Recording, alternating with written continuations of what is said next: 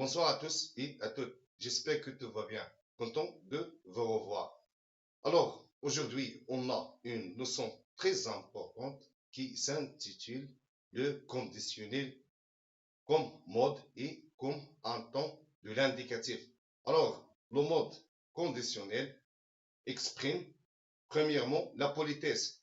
Alors, quotidiennement, lorsqu'on est en train euh, de faire une discussion ou une conversation, on utilise le conditionnel présent comme une marque de politesse. Et c'est mieux de l'utiliser toujours parce que c'est un geste qui est poli et qui est aussi développé et civilisé chez les Français.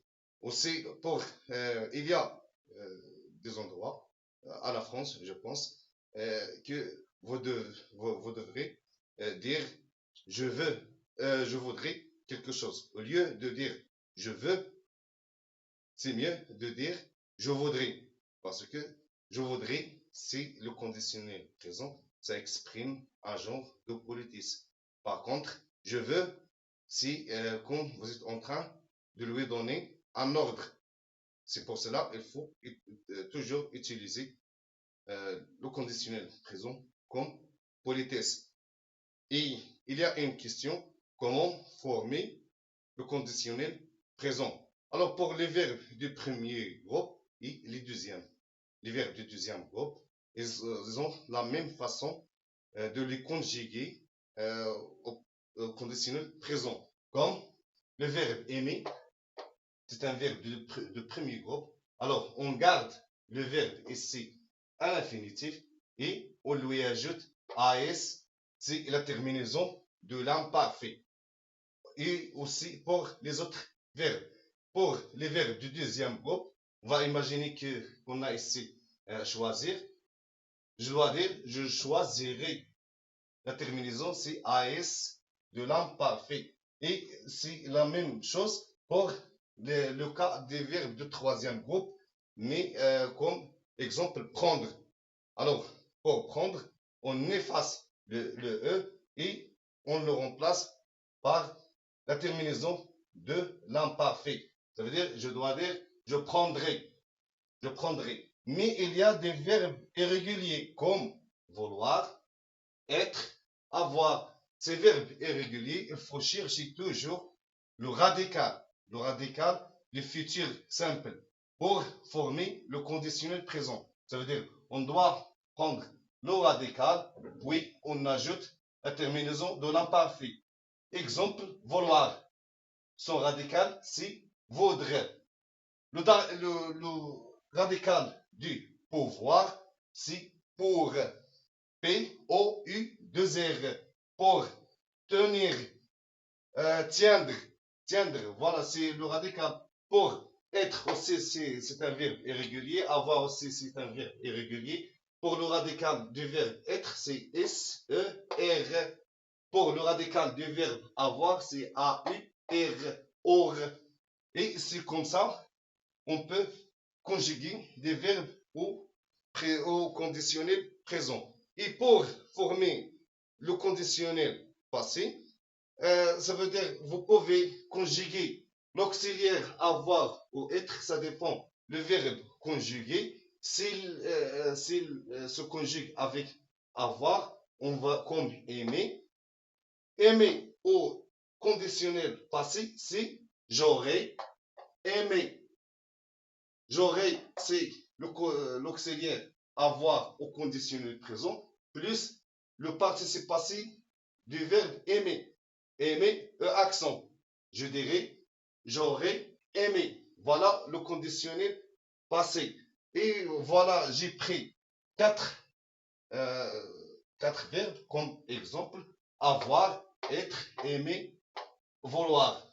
Pour avoir, puisque c'est un verbe et un auxiliaire, en même temps un auxiliaire, j'aurais, AES, tu aurais, AES, elle aurait, AET, on aurait, AET, elle aurait, AET, nous aurions, EONS, vous auriez, EEZ, elles elles auraient, A-E-E-N-T, elles auraient, A-E-E-N-T. Voilà la terminaison de l'imparfait et le radical du verbe avoir. Pour le verbe être, son radical, comme j'ai déjà dit, S-E-R.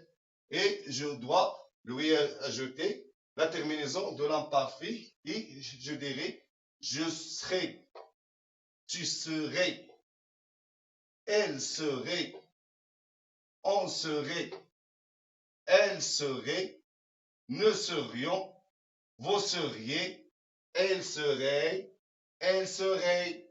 Voilà, c'est le verbe ou l'auxiliaire être au conditionnel présent.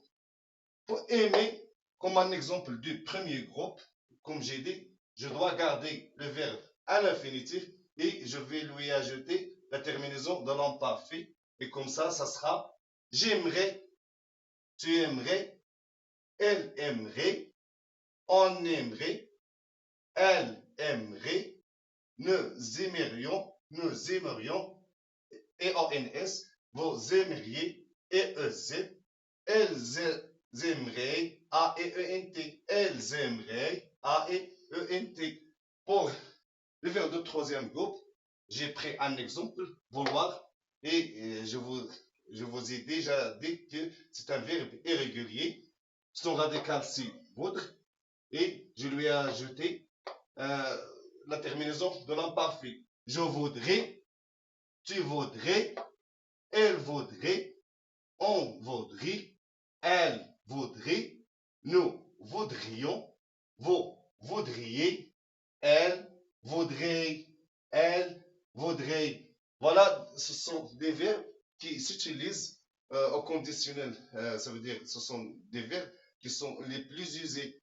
C'est pour cela que j'ai choisi le verbe être. Je serai content si vous faites ça et ça. Alors, il y a toujours la condition, c'est on a une phrase conditionnelle, ça veut dire que c'est une phrase qui est introduite par si. Alors là, ici, il y a une concordance des temps. Si j'avais de l'argent, j'achèterais une voiture. Pour la première proposition principale, si j'avais de l'argent, si plus l'imparfait. Alors, puisque c'est quelque chose pour l'instant est réel, alors je dois faire le conditionnel présent. J'achèterai une voiture. Et c'est une hypothèse, parce que je peux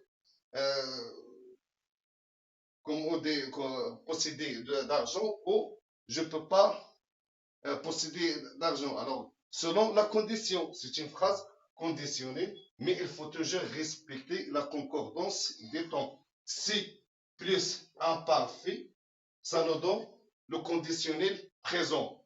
Si plus que parfait, ça nous donne le conditionnel passé.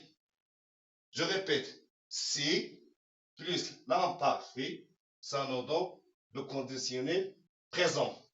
Si plus le plus que parfait, ça nous donne le conditionnel passé. Et voilà l'autre exemple pour exprimer un souhait.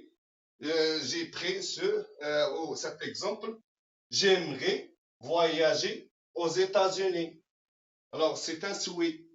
Alors, le conditionnel présent, on l'utilise quotidiennement lorsqu'on fait une discussion ou une conversation. Alors, et plus que vous êtes poli, plus que vous aurez des meilleures personnes qui vont vous comporter bien. Et c'est mieux de maîtriser aussi le conditionnel présent pour garder toujours le temps et aussi l'association. Parce que la phrase conditionnelle est là.